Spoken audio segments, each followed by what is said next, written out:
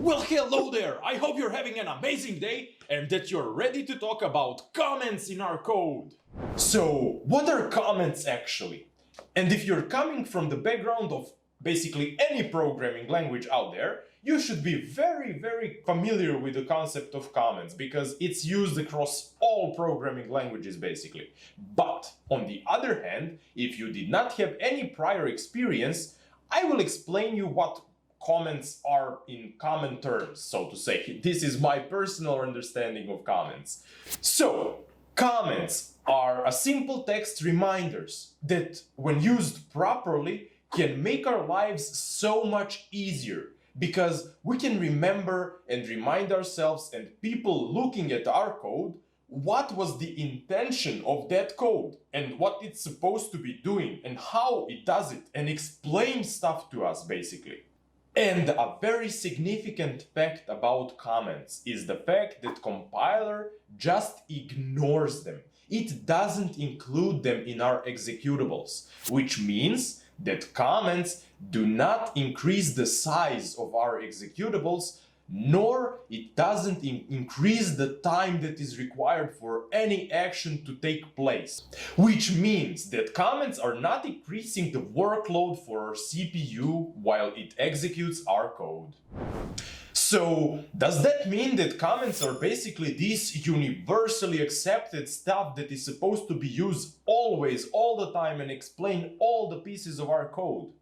The answer to that question is very simple. Hell no!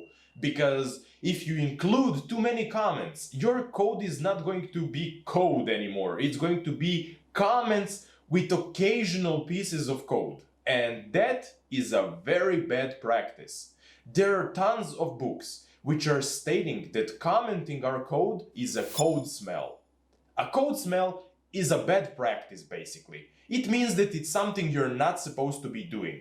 But those might be too harsh, so to say, because it states that comments are completely useless and you should not use them and you should make your code self-explanatory to other people and it should not require any commenting to make other people understand what you wanted to do.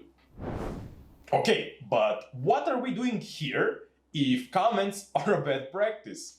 The answer is, of course, very simple again, because nothing in life is black or white. There is always stuff that is in between of those two.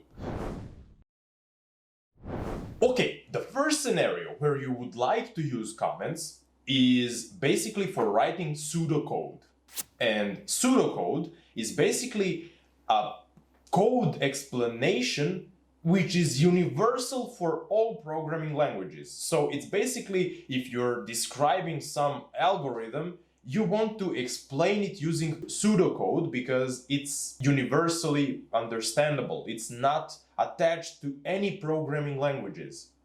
The second scenario where you want to use comments is to explain some very intense and difficult logic that you are using inside of your code, which just cannot be explained using proper naming conventions or making use of clean architecture and stuff like that, because it's just not possible to explain it good enough.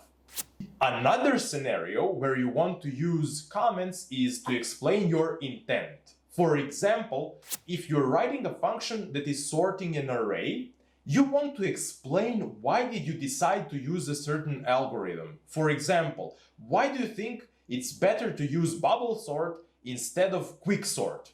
Just saying out there. So you may explain to future people who are working on the code why that algorithm is a better approach.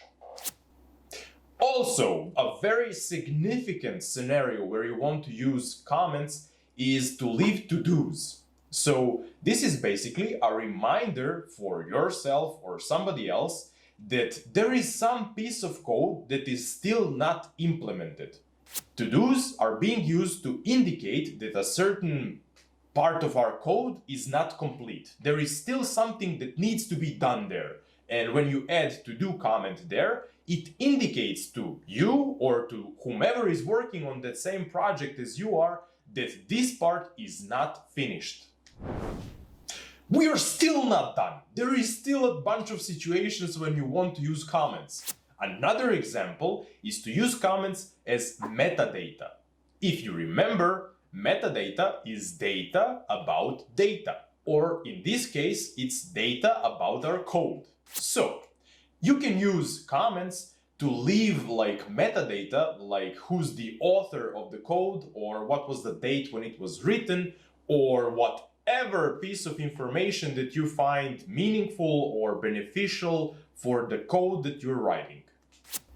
Comments are also a great thing to use when you want to debug your code without actually running it. So you can basically add comments to each line of your code and state what should be in a certain variable or what should be the result of a certain action without running it. So you can just add comment and leave the results, and then you can follow your code and see what you're supposed to get in the end. And when you run it, you will be able to compare what's the actual answer and if it complies with your idea and your calculation. Another scenario is to use comments to make invisible code. So what do I mean by invisible code? This code is going to be visible only to us, programmers, humans, not to our CPU. Because if you remember, our compiler is not going to pay any attention to comments we leave. Which means that you can write some code and you can comment it out and leave it as a comment, and that code is never going to be executed. It's just going to stay there, maybe as a reminder or as an explanation or whatever, but it can stay there and not change anything in your code. And finally, comments can be used for documenting. Whew, that were so many scenarios where we want to use comments. I think it's a great moment to see them in practice. So let's jump right into Visual Studio Code. Welcome to our natural habitat. We are back in Visual Studio Code, and right now I'm going to show you how to comment your code and how to use comments in practice. To add a comment, you just want to use 2 slashes. In this example, I'm not going to write any code, so you will not be able to see all the scenarios we covered in our previous talk, but I'll try to walk you through them and explain what you would like to do. So I do not want to confuse you with some code and examples of code snippets because we still did not cover those. So this is going to be a brief overview of comments and how to use them properly. First things first, we are going to start things off with the simplest of examples. So the first thing we do is create our Cargo new project and open our main.rs file and find our main function inside of it. So we can, for example, comment out and add an introduction and explain what this println line is going to do. And we can say hello world because it's going to print hello world. And have in mind that you can add the comment like this as well. So you can add comments above some line of code, or you can just continue the code with a comment. I feel like we need to cover another case, and that is when our comments are supposed to be spanning across multiple lines. And when that is the case, you just add 2 slashes for each line and then follow it up with the text. And here we're going to explain what our println does again.